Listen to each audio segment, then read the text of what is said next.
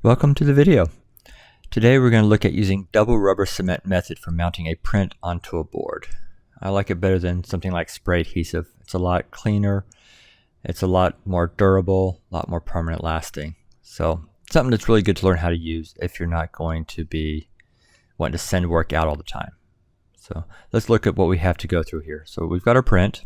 We've got a nice black board. This is black matte board. So it's black core, the black interior right there. So it's black on front, black on back as well.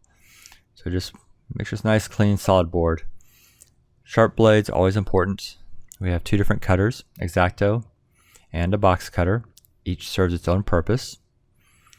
We also have to go through and have a nice metal ruler. So don't use wood, rubber cement, any brand works. So it doesn't have to be any particular brand.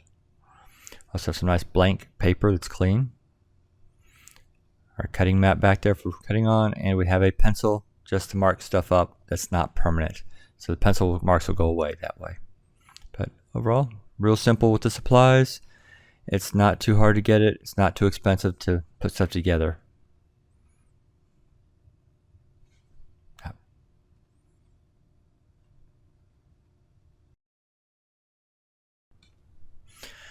Okay, let's start off by looking at our prints that we're going to mount. We'll make sure we get the right size. So we'll put it on a cutting mat. Get 4x6, what we're looking at for this one here. This one I think is slightly off, but we're going to measure it first and see what we have going on with it. So quick check, 4 inches wide, 6 inches by the height or length along the side. This one's slightly over 6 inches. So we want to trim it up just a little bit. Again, make sure you're on your cutting mat. Take the X-Acto blade, and the X-Acto blades are really nice because they are good for fine trimming through single sheets of paper. Keep the cover on, they're very sharp. Get the ruler here in place, and we will go ahead and trim off just a small amount because it's just slightly over 6 inches. So as we have it down here, my left hand's going to go down solid, protect the print. Then we trim it all across, but we make sure we don't cut out. We're going to trim across here nice and slow. The ruler protected it from going into the paper itself for the good part of the print. Then we have a nice metal ruler, not a wood one. The wood ones tend to get iffy. Take our print, set aside. We get the black board out here. For the board, we're going to take a box cutter. The box cutters have a much more solid blade. It's going to be nice and easy to cut through a thicker material like the board is. So we'll make sure as we look at it and measure it out as well as we're going across. But take a look at the nice black board. I like black. It's a solid black, a nice solid box cutter. And then of course the X-Acto blades. Whoops, top fell off. Whoops. If you take a look at it, you'll see that the tops aren't very sturdy, so some are better than others. But the X-Acto blade is really thin compared to what we have for the box cutter blade. And I like the ones that fold down. Safety is really important to keep in mind as you're going through your process with this. It's very easy to cut something and mess up your prints. Now when mounting it, I'll often draw it out first. So I see like a little rectangle for the print. Mark it down there nice and easy. Another rectangle for the board, because right off the print, 4x6 for the print, so 4 and 6 on the two sides. We're going to be looking at about 1.5 inches on each of the sides, so I'll write down 1.5 inches on each side. That gives me a very easy visual on what I'm looking at to figure out my board size. So I just simply add up the numbers across, and it makes it fairly easy. So going around each of the sides, make sure it's 1.5 inches on each side, not total. So 4 plus 1.5 inches, 1.5 inches is 7, 6, 1.5 inches, 9. You have your 7x9 for your board size. And it works also if you're doing like multiple prints on a page too. You can draw it out with 2 prints, and that really helps out a lot. So do a quick measure here of the board. Make sure what we're going to cut across with it. I'll mark it up. I always use pencil. Don't use pens, by the way. And same thing. Make sure you have it nice and clearly marked from one side. This one's already trimmed the right length for one distance, so we'll have to trim the one side off.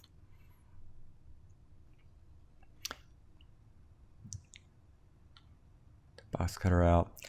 Again, same thing, put the ruler on the side you're trying to protect, so if it curves out the blade like we showed before, it trims through it. Yeah, you don't want to do that. That messes up your print. Same thing, or the board in this case. But left hand stays down. Keep it down firm because you do not want it lifting or shifting while you're cutting. So you get on there and you hit the board. Don't cut in one pass. Just score at the first pass. Then later passes go through the rest of the board. It may take 2, it may take 3. Don't try to do it in one pass. There it goes. This one I did in 2 is an easy board. Sharp blade. A dull blade will take more. And if you notice, I did not move my left hand until it was finished cutting. Okay, clear this place off. And let's see what we can do for starting to get our board prepped. The next step is to mark off where the print's actually going to go. So we're going to get a pencil out here. We're going to measure off where the print's going to go. Mark off those 1.5-inch border dimensions for it. So we can see where the 4 inches and the 6 inches actually fit. And just little marks at the top and bottom, right by where the print goes.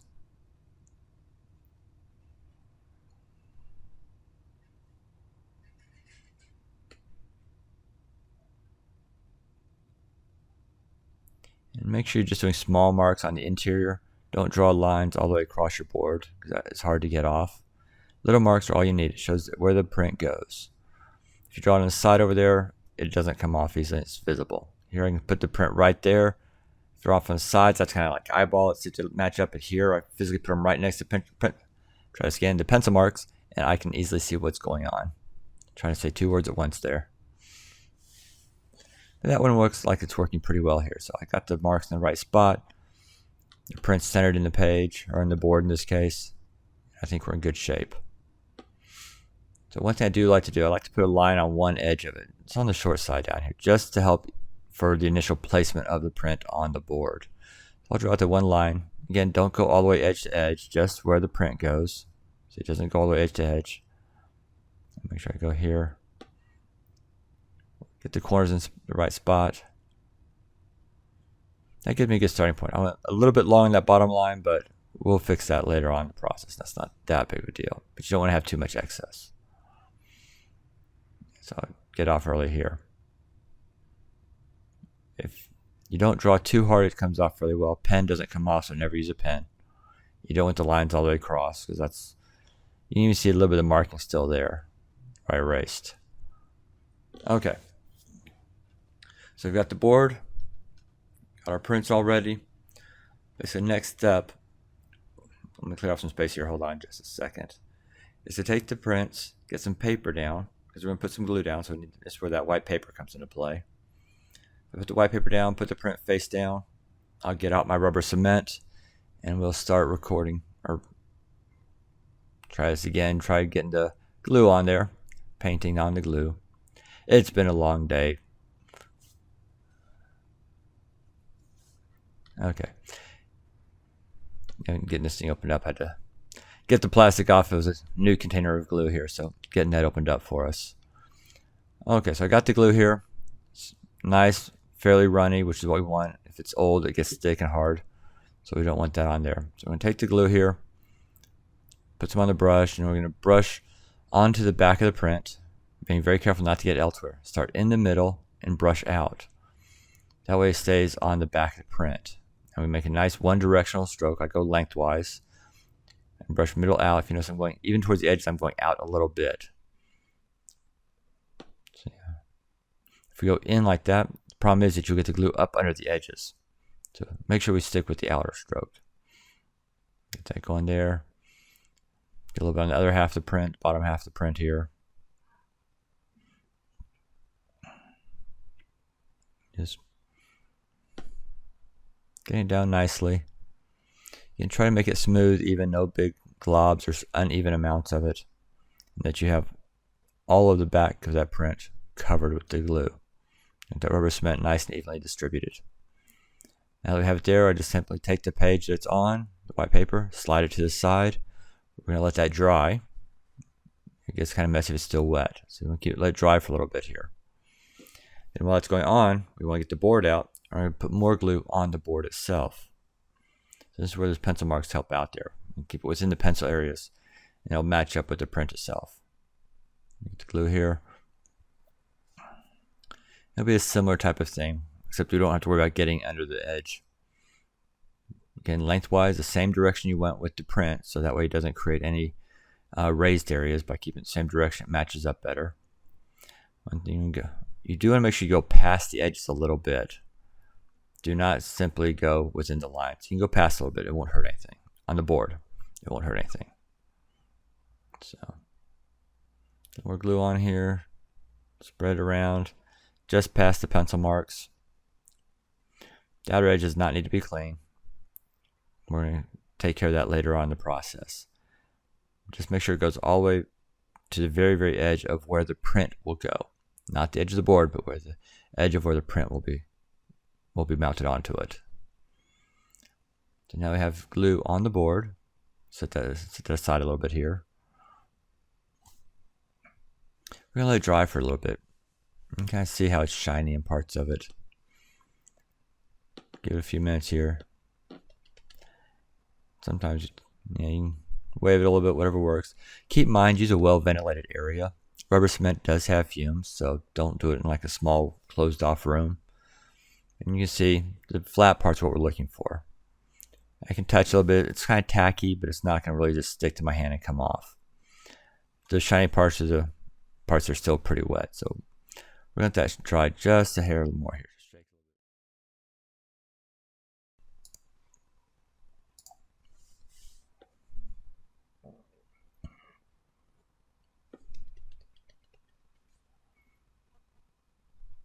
Okay, now it's dry. We can take a look at it. It looks pretty flat on the overall surface of it. Kind of a satin finish. Not real sticky, but I can still feel it. It's not perfectly dry. I can feel some tackiness to it. So once I do that, I'm going to go ahead and get my print, peel it off of that other page that it was laying on, that piece of paper it was laying on. You'll see the back side of it is also similarly tacky, but not dry. Now, if I put a clean sheet of paper, make sure it's clean, not the one you used earlier, in between, it'll help keep the print from going down crooked. If I drop the print, it won't go down wrong. But I can see that bottom edge. I'm going to line up that bottom part of the paper, right along that pencil mark right there. I put the bottom edge there, because once the glue hits the glue part, it will stick very well. Not exactly permanent. You can still shift it a little bit, but it attaches very well to it. So I'll put that down there on that bottom line. Press it down just a little bit right there. Make sure it's down solid, so that way it's a very secure bond. I can hold it down. Now to really protect your print, put another clean sheet of paper over top, middle out. Press middle out. So if you go outside in, you'll create air bubbles. So always push the middle out. Pull up a little bit, middle out. Pull up that dividing sheet, middle out. Take that, and then middle out. Now it's all flat down there, easy. I can just make sure it's secure. And my print is on. It's got glue all the way from edge to edge, so it's not going to peel up on the corners, which is really important to do. And that little bit you can see on the side, outer part of it is real easy. We're going to clean that off next. Not hard. If you have a rubber cement pickup, it's a rubber thing like this. That works well. It's just designed to wipe it across, and excess glue comes right off. This makes it nice and easy. And in some cases, it'll help erase some of the pencil marks. It may not be perfect with the pencil, but it gets some of it off if it's just minor amounts. I'm just going through this pretty quickly here. Don't rub it right over your print if you can avoid it. No risk, or no reason to risk damaging your print. Move this across here. And if you don't have one of these, it's real easy. Your finger works. So, not a big deal either way. I mean, if you're doing archival stuff, maybe the rubber cement pickup would be better. But for something minor, demonstration purposes, the finger can be just as useful. So, kind of right along that little extra pencil mark there. Get that off. Okay, so now we have a print.